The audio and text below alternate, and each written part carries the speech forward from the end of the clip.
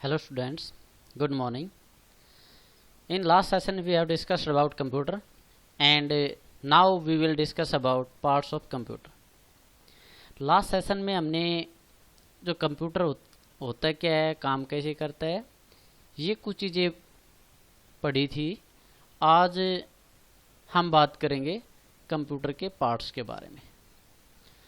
तो नॉर्मली जो कंप्यूटर के दो पार्ट्स होते हैं, सबसे पहला हार्डवेयर और उसके बाद सॉफ्टवेयर। सबसे मेन पार्ट कंप्यूटर के यही होते हैं। उसके बाद फर्दर इनको डिवाइड कर रखा है। सबसे पहले बात करते हैं हार्डवेयर। कंप्यूटर का जो सबसे मेन पार्ट है दैट इज हार्डवेयर। और हार्डवेयर क्या होता है? जिस चीज़ को हम टच कर सकते हैं दैट इज हार्डवेयर। लेकिन अगर बात करें कंप्यूटर हार्डवेयर की, तो कंप्यूटर का वह पार्ट्स जिसको हम टच कर सकते हैं, देख सकते हैं, छू सकते हैं, मतलब that is hardware. Computer hardware जैसे माउस है, कीबोर्ड है, जो लैपटॉप की स्क्रीन है या डेस्कटॉप की स्क्रीन होती है, जो सीपीयू होता है, हार्ड डिस्क वगैरह होती है, जो भी चीज़ें आप जिसको आप टच कर सकते हो दैट इज हार्डवेयर।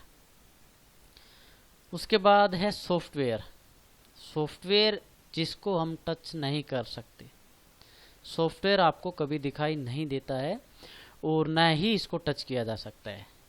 लेकिन बिना सॉफ्टवेयर के हार्डवेयर कोई काम नहीं कर सकता है। जिस तरह से जो ह्यूमन बॉडी है, अगर इसके अंदर आत्मा ना हो तो शरीर काम नहीं करता है।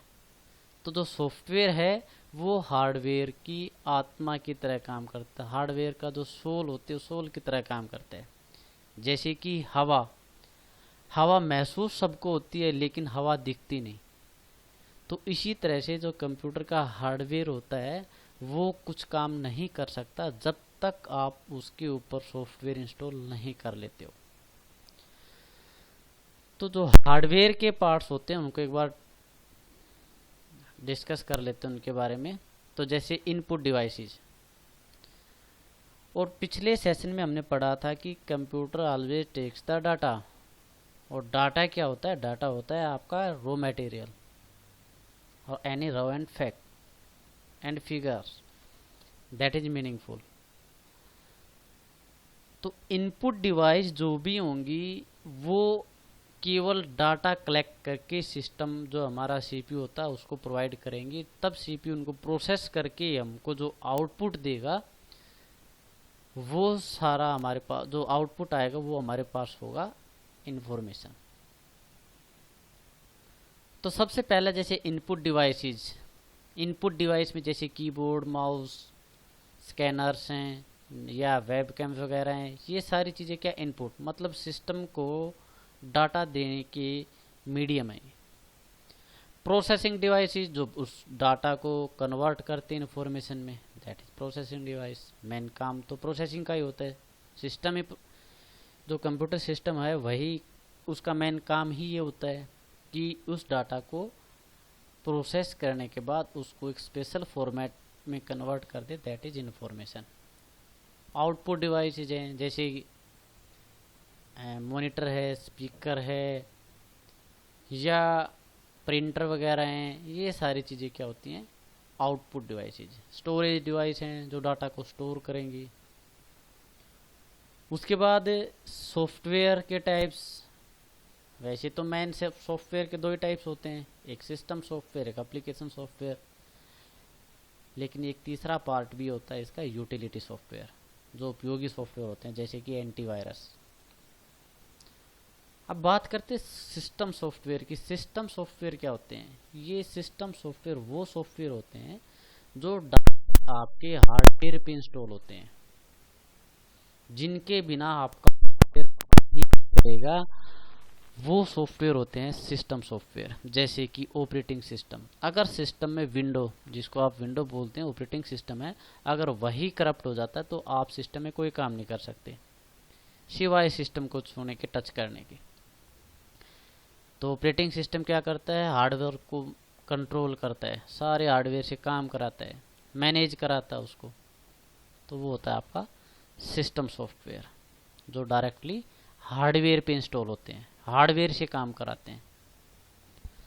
उसके बाद होता है एप्लीकेशन सॉफ्टवेयर। और एप्लीकेशन सॉफ्टवेयर क्या होता है, जो स्पेशल एक यूज़र जो एप्लीकेंट होता है उसकी स्पेशल नीड होती है। जैसे कि अगर आपको पेंट में काम करना तो आपको MS पेंट डालना पड़ेगा, एक्सेल में काम करना आपको एक्सेल डालना पड़ेगा।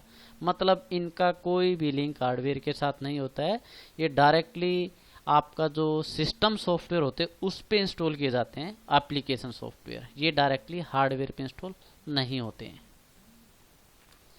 उसके बाद है यूटिलिटी सॉफ्टवेयर। यूटिलिटी सॉफ्टवेयर का मतलब होता है उपयोगी सॉफ्टवेयर, जैसे एंटीवायरस हैं या फिर लैंग्वेज जो हमारे कंपाइलर या इंटरप्रेटर होते हैं जो लैंग्वेज को चेंज करते हैं, वो सारे होते हैं हमारे यूटिलिटी सॉफ्टवेयर के अंदर आते हैं। उसके बाद बात करते हैं इनपुट डिवाइसेज के बारे में। इनपुट प्रोसेस और आउटपुट डिवाइस क्या होती हैं, आईपीओस। एक साइकिल होती है आईपीओ, और ये क्वेश्चन भी आपका कई बार पेपर में आ जाता है कि what do you mean by IPO. IPO input, PC process and OC output. तो ये आपकी एक आईपीओ साइकिल होती है। और जो सिस्टम का जो आर्किटेक्चर है कि किस तरह से काम करता है, वो इस डायग्राम के थ्रू आप इसको समझ सकते हो। जैसे सबसे पहले इनपुट, और इनपुट का डायरेक्ट लिंक होता है या तो सीयू के साथ, जो कंट्रोल जो सीपीयू होता है उसके पास दो चीज़ें होती हैं मेन, एक सीयू एक एएलयू, अर्थमेटिक लॉजिकल यूनिट जो होती है। उस एएलयू का काम होता है जो भी आप मैथमेटिकल एक्सप्रेशन वगैरह यूज करते हो, कैलकुलेशन वगैरह यूज करते हो, वो सारा काम एएलयू का होता है। सीयू का काम होता है कंट्रोल करना कि ये इनपुट कंप्लीट है या और भी कोई इसको इनपुट देना है, या इसको मेमोरी में स्टोर करना है, परमानेंट स्टोर करना है, या रैम पे इसको स्टोर रखना है। तो देखो इसको एक एग्जांपल के थ्रू समझते हैं।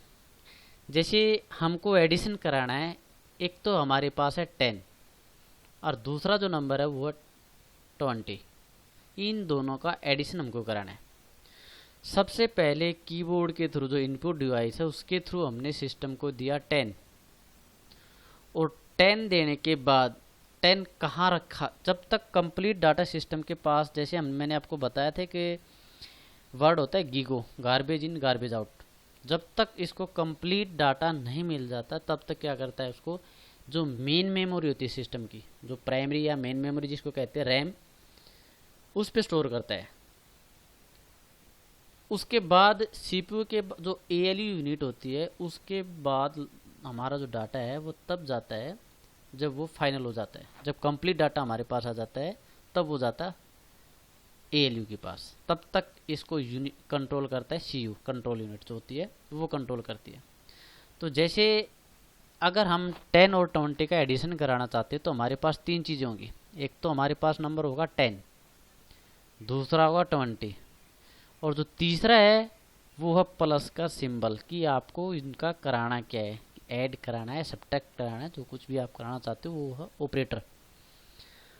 तो इनपुट डिवाइस सबसे पहले डाटा लेती है, उसको मेन मेमोरी में रखती है, उसके बाद एएलयू को दिया जाता है। उसके बाद जैसे ही प्लस हम एंटर करते हैं तो सीयू इनपुट यूनिट से दोबारा कांटेक्ट करते हैं कि इस 10 का करना क्या है।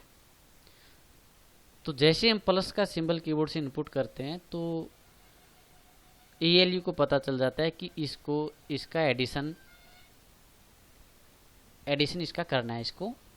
उसके बाद जब तक दूसरा नंबर नहीं आता तब तक कंट्रोल यूनिट उसको मेन मेमोरी पे रखती है, और जैसे हम दूसरा नंबर देते 20, उसके बाद सीयू मेन मेमोरी से उठा के उस डाटा को और एएलयू को दे देता है, और एएलयू उसमें जो उसका आउटपुट आया 30 उसको कैलकुलेट करा के 10 और 20 को जो 30 आता है उसको सीयू को दे देता है, और सीयू वापस से उसको मेन मेमोरी पर रख देता है। उसके बाद अगर आपको परमानेंट हार्ड डिस्क में और चीज़ सेव करानी है तो वो आपकी हार्ड डिस्क की एक्सटर्नल जो मेमोरी होती है उसमें हम सेव करा सकते हैं। और जैसे उसका आउटपुट आता है वो भी देखो डायरेक्ट किससे लिंक है, आउटपुट जो हमारा वो भी सीधा सीयू के साथ। तो इस तरह से जो सिस्टम की इंटरनल प्रोसेस है वो इस तरह से की जाती है। अब बात करते हैं इनपुट डिवाइसेज के बारे में। और इनपुट डिवाइस के अंदर सबसे मेन जो डिवाइस होती है वो आपको पता है, वो होता है कीबोर्ड।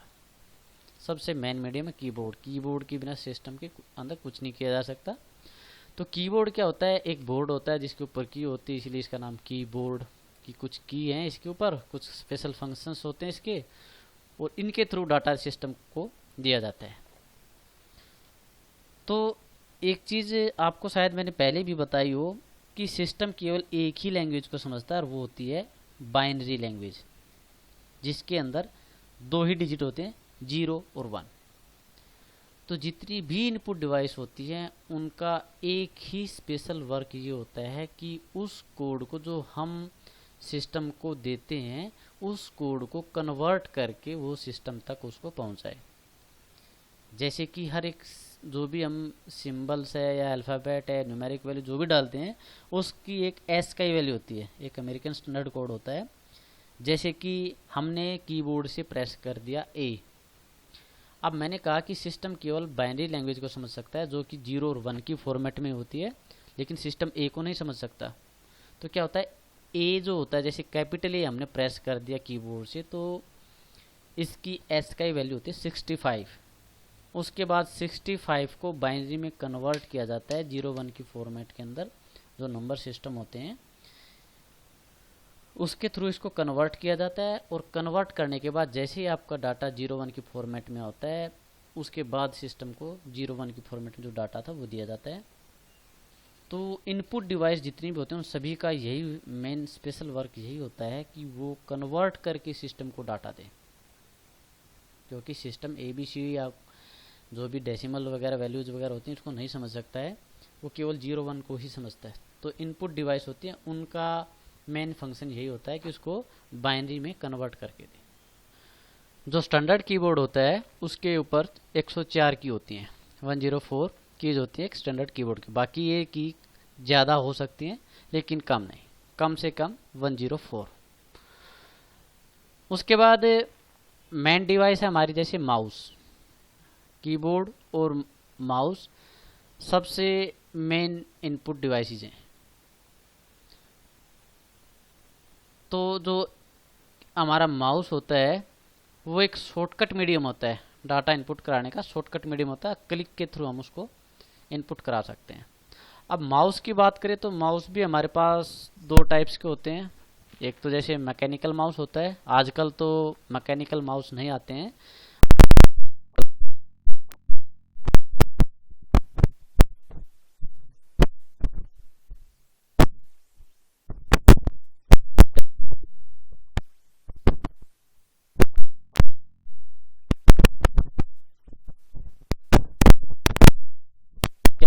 नीचे रेड लाइट सी होती है जो आपकी ब्लिंक करती रहती है जैसे आप माउस को मूव कराते हो।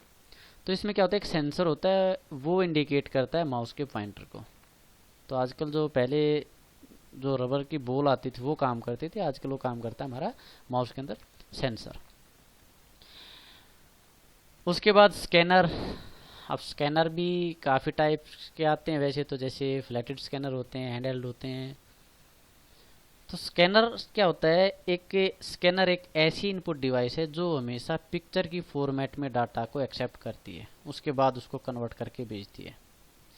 तो स्कैनर क्या होता है, एक ऐसी डिवाइस होती है, this input device is use to digitising picture and document that can be processed by the computer. मतलब एक डिजिट की फॉर्मेट में डाटा लेती है, एक पिक्चर की फॉर्मेट में डाटा लेती है और उसको डिजिटल में कन्वर्ट करके प्रोसेसर के पास सेंड करती है।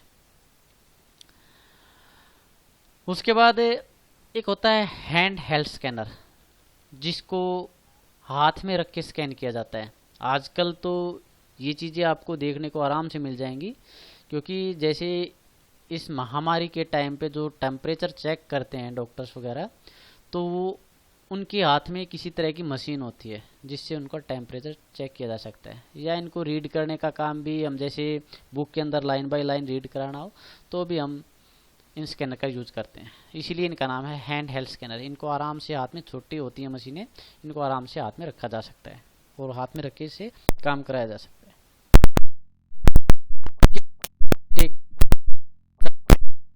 गेम वगैरह गेमिंग स्टिक का डायरेक्शन का कंट्रोल बॉक्स होता है, जिसके थ्रू हम गेम के अंदर जो ऑब्जेक्ट होता है उसको हम मूव करके कंट्रोल करते हैं। इसी तरह एक लाइट है, लाइट का यूज होता है अगर हमको स्क्रीन की जो डिस्प्ले होती है हमारे सिस्टम की उसकी कुछ लाइट, तो लाइट के थ्रू हम उसको यूज कर सकते हैं।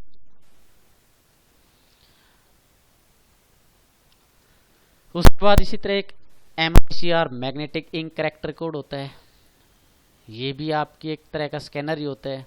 और ये स्पेशल एक मशीन होती है जो केवल जैसे हमारे चेक होते हैं बैंक के अंदर जो हम चेक यूज करते हैं उसके अंदर क्या होता है, एक मैग्नेटिक इंक के द्वारा एक कोड लिखा होता है, उस कोड को ये जो MICR होता है ये ही उसको केवल कैच कर सकता है, उसी को ये समझ सकता है।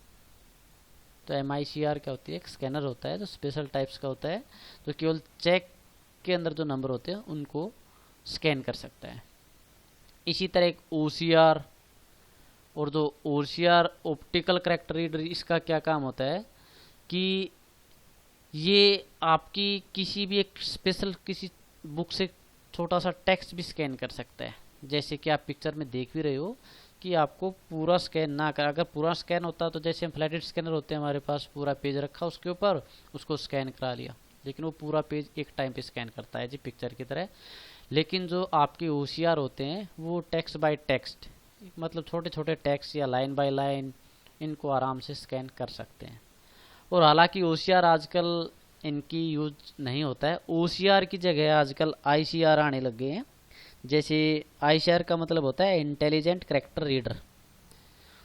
उसमें क्या होता है कि जो ICR होता है वो आपका डाटा एज ए पिक्चर की तरह स्कैन नहीं करता, वो एज ए टेक्स्ट की तरह लेता है। जो एडिट कर सकते हैं जिसके अंदर एडिटेबल टेक्स्ट होता है, सीधा उसको हम एडिट कर सकते हैं। जैसे अगर आप बुक से कोई भी चीज़ को स्कैन करते हो ICR के थ्रू, तो जो टेक्स्ट होता है उसके अंदर डायरेक्ट हम कुछ चेंज कर सकते हैं, कन्वर्ट कर सकते हैं। तो ये पिक्चर की फॉर्मेट में ना लेके डाटा टेक्स्ट की फॉर्मेट में लेता है। एक डिजिटल एंड वेब कैम, जैसे कि आजकल वेब कैम आते हैं जो लैपटॉप के साथ कनेक्ट हो सकते हैं, या फ़ोन में होता है जो आगे जिससे हम सेल्फी वगैरह लेते हैं, वेब कैम ही है। या डिजिटल कैमरा, पहले जो कैमरा पहले आते थे उनके अंदर क्या होता था, एक रील डलती थी जिसके अंदर हम फोटोग्राफ वगैरह के लिए उसका एक स्केच तैयार होता था, उसके बाद उसको तैयार किया जाता लैब के अंदर। तो वो जो कैमरा होते थे हमारे पास एनालॉग कैमरे से होते थे, आजकल जो कैमरे हैं वो होते डिजिटल, कि सीधा वो क्या होता है कैप्चर करते सीधा, और उसके बाद डायरेक्ट उनके अंदर एडिटिंग हो सकती है। जैसे ही उसको सिस्टम के साथ कंप्यूटर के साथ जोड़ते हैं उनके अंदर हम कोई भी एडिटिंग वगैरह कर सकते हैं। उसके बाद है QR, ये तो आजकल आपने देखा होगा हर जगह यूज होता है। QR quick response code, scan करते हैं डायरेक्टली उसमें हमारा नंबर होता है, उसके बाद जो भी हमको लेन देन का कार्य करते हैं, ज़्यादातर जो हमारे पास ऐप्स हैं जैसे पेटीएम वगैरह है, अमेजन वगैरह है, जो पे करने के लिए यूज करते हैं, उसमें ज़्यादातर QR कोड ही होता है, उसके थ्रू हम पेमेंट वगैरह कर सकते हैं।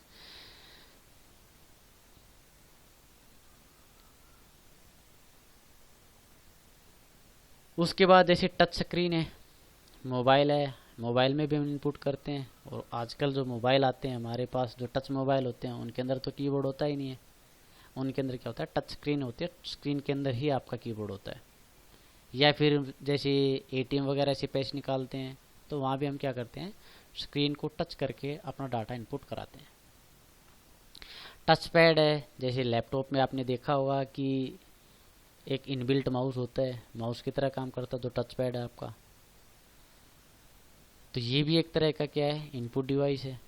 स्मार्ट कार्ड रीडर होते हैं, जैसे जो हमारा ATM होता है उसको स्कैन करते हैं कोड को, और जो भी हमारा मनी ट्रांसफ़र वगैरह होता है तो वो भी क्या होते हैं, स्मार्ट कार्ड रीडर होते हैं, वो भी एक तरह का डाटा होता है, स्कैन करने का काम करते हैं। बायोमेट्रिक सेंसर होते हैं, आजकल लगभग हर जगह यूज होने लगे बायोमेट्रिक सेंसर।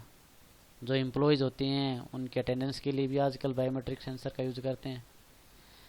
या फिर जैसे कोई भी हम ऑनलाइन आधार कार्ड वगैरह बनवाते हैं उनमें भी हमारे जो बायोमेट्रिक अंगूठे का निशान वगैरह होता है वो स्कैन करता है, मतलब शरीर का जो भी साइन होता है, सिंबल्स वगैरह होते हैं जो उनको कैच करने का काम करता है आपका बायोमेट्रिक सेंसर।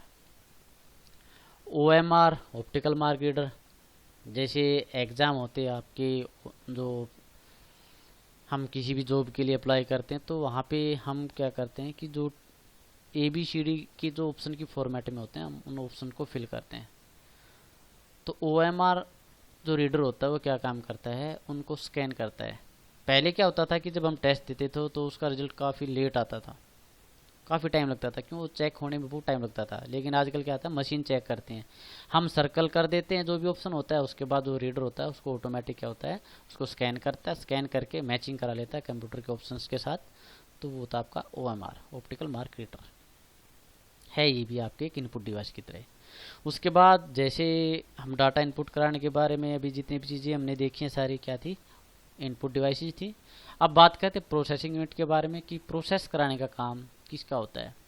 तो प्रोसेस कराने का काम होता है CPU का, सेंट्रल प्रोसेसिंग यूनिट। और जो CPU होता है वो छोटा सा होता है, बिल्कुल जैसे आप पिक्चर में देख रहे हो। जो बाकी सिस्टम के साथ आपको रखा दिखता है वो कैबिनेट होता है, उसके अंदर तो बहुत कुछ होता है। CPU भी उसी के अंदर होता है, मदरबोर्ड भी होता है, SMPS वगैरह भी चीज़ें उसी के अंदर होती हैं। तो वो तो एक कैबिनेट है, लेकिन जो CPU एक्चुअल में होता है वो ये होता है, जो उसका प्रोसेसर होता है सिस्टम का, मेन वर्क यही करता है। अब इस CPU के अंदर जो पार्ट मैंने आपको बताया थे, जैसे एक CPU होती है कंट्रोल यूनिट, जो इनपुट आउटपुट को कंट्रोल कराने का काम करती है कि कब किस प्रोसेस को ALU यूनिट के पास भेजना है, कब उसको आउटपुट डिवाइस के साथ भेजना है, कब इससे इनपुट लेना है। तो वो काम करते हैं CPU। उसके बाद ALU जो मैन आपका कैलकुलेशन का काम करती है, अर्थमेटिक लॉजिकल यूनिट। उसके बाद MU मेमोरी यूनिट, जो डाटा को परमानेंट सेव कराना है या आपको टेम्परेरी सेव कराना है, तो वो होती है आपकी मेमोरी यूनिट। उसके बाद आउटपुट यूनिट। और जैसा इनपुट के बारे में हमने पढ़ा था कि इनपुट डिवाइस का एक ही काम होता है कि वो यूज़र से डाटा एक्सेप्ट करते हैं और प्रोसेसर उसको कन्वर्ट करता है इंफॉर्मेशन में। तो आउटपुट डिवाइस वो डिवाइस होते हैं जो यूज़र को इंफॉर्मेशन प्रोवाइड करती हैं। जो रॉ मटेरियल, जो डाटा हमने दिया था इनपुट के माध्यम से, उसको कन्वर्ट करने के बाद जो इन्फॉर्मेशन होती है उसको आउटपुट डिवाइस के थ्रू शो कराया जाता है यूज़र को। तो इसके अंदर जैसे मॉनिटर या वीडियो विजुअल डिस्प्ले यूनिट होती हैं, CRT कैथोड ट्यूब मॉनिटर्स होते हैं जो आजकल देखने को कम ही मिलते हैं। इनके अंदर क्या होता है कि एक इलेक्ट्रॉनिक गन होती है जो सिस्टम के पिक्सल को हाईलाइट करती है। पिक्सल क्या होता है, जो आपकी मॉनिटर की जो डिस्प्ले होती है उसके ऊपर एक छोटा सा पॉइंट होता है, उसको बोलते हैं पिक्सल। और पूरी स्क्रीन पे आपके पिक्सल ही होते हैं। और जो इलेक्ट्रॉनिक गन होती है वो क्या करती है, वो हिट करती है हर एक पिक्सल को, हर एक पिक्सल बाय पिक्सल। और उसकी स्पीड इतनी होती है कि जब तक कि जैसे पहले पिक्सल को उसने हिट किया तो क्या होता है, वो चमकने लगता है, वो पिक्सल ब्राइटनेस आती है उस पिक्सल में। उसके बाद इलेक्ट्रॉनिक गन क्या करती है, दूसरे पिक्सल को हिट करते है। इसी तरह से आपके डिस्प्ले पे जितने भी पिक्सल होते हैं उनको बारी बारी से उनको हिट करती है। और फर्स्ट पॉइंट से लेकर फर्स्ट पिक्सल से लास्ट पिक्सल तक पहुंचने में बस सेकंड का टाइम लेती है, कि जब तक वो ब्राइटनेस उसकी कम हो तब तक इलेक्ट्रॉनिक गन वापस से उसको हिट कर देती है। आजकल जो आते हैं वो हमारे पास आते हैं LCD, liquid crystal display, LCD वगैरह या LED वगैरह आती हैं। इनके अंदर क्या होता है, जो LED होती है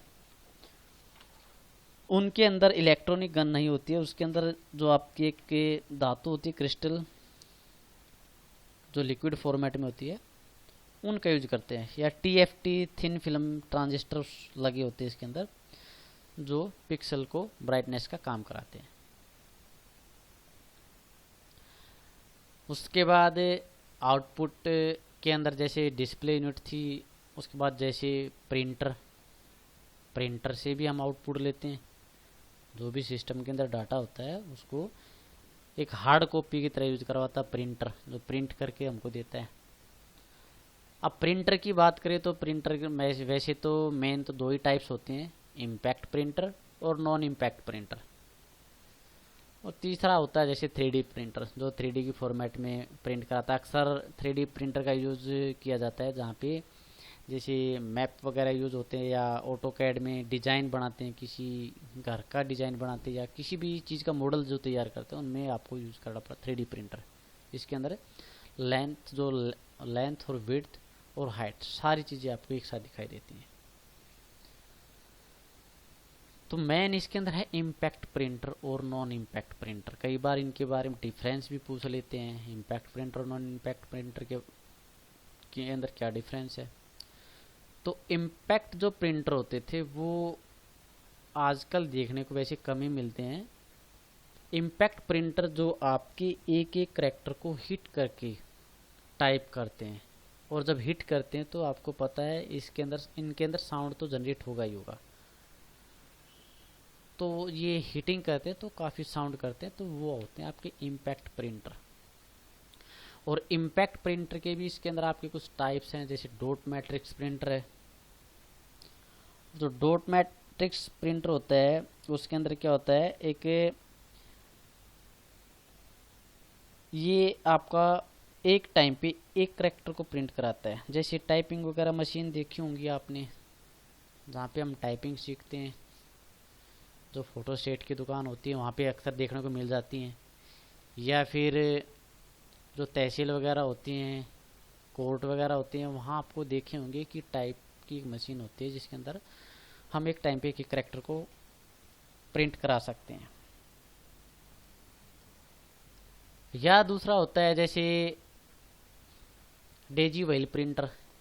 इनके अंदर क्या होता है, एक व्हील होता है जिसके ऊपर सारे करैक्टर होते हैं, और जैसे जिस बटन को हम प्रेस करते हैं वो उसी व्हील के ऊपर जो सिंबल होता है उसी को जाके हिट करता है, और वही करैक्टर आपका प्रिंट होता है।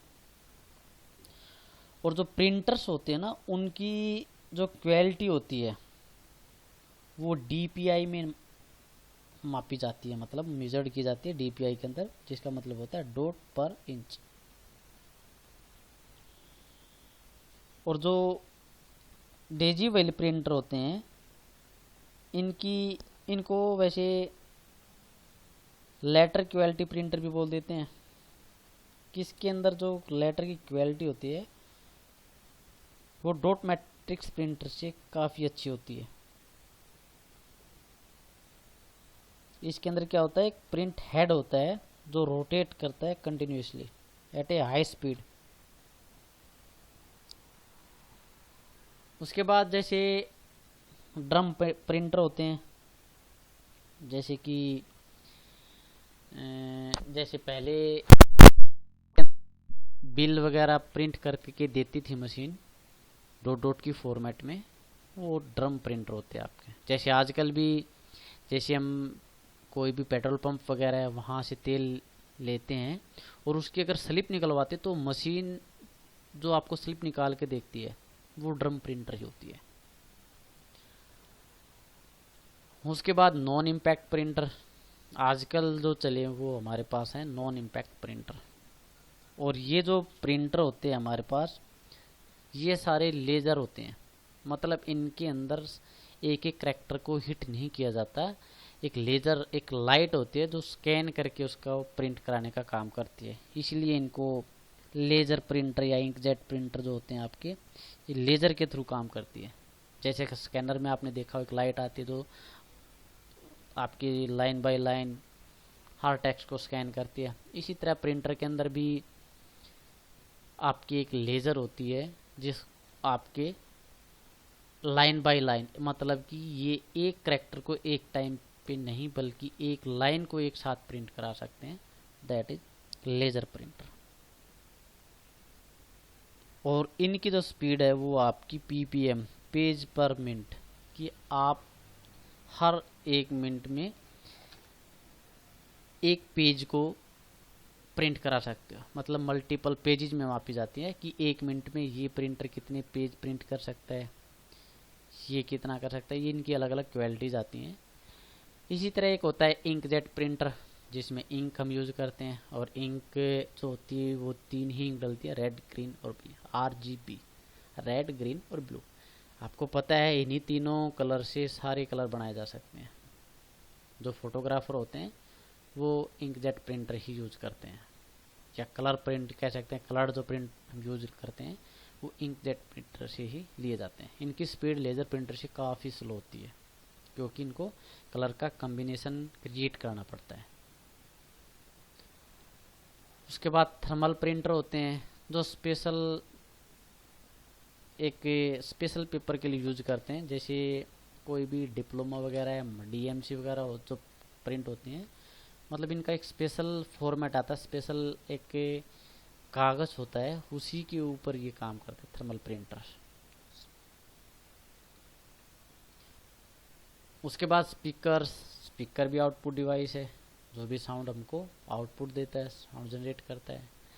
प्रोजेक्टर है, जैसे आजकल प्रोजेक्टर काफ़ी यूज़ होते हैं, LED की बजाय प्रिंटर जो प्रोजेक्टर है वो यूज़ करते हैं। स्कूलों में भी आपने देखा होगा, जो प्रोजेक्टर क्लासेस होती हैं उनके अंदर इसी तरह का एक प्रोजेक्टर होता है, या सिनेमा हॉल्स वगैरह के अंदर होता है प्रोजेक्टर, जो काफ़ी बड़ी डिस्प्ले आपको शो कराता है। उसके बाद स्टोरेज यूनिट, जो डाटा को स्टोर कराती है, जैसे कि रैम जो होती है उसी को मेन मेमोरी या प्राइमरी मेमोरी कहा जाता है, जो डाटा को टेम्परेरी सेव कराती है। मतलब जब तक सेव कराती है अपने डाटा को, जब तक कि हमारा सिस्टम स्विच ऑन होता है। जैसे स्विच ऑफ करते हैं, जो भी रैम होती है उसका सारा डाटा क्लियर हो जाता है, क्लीन हो जाता है।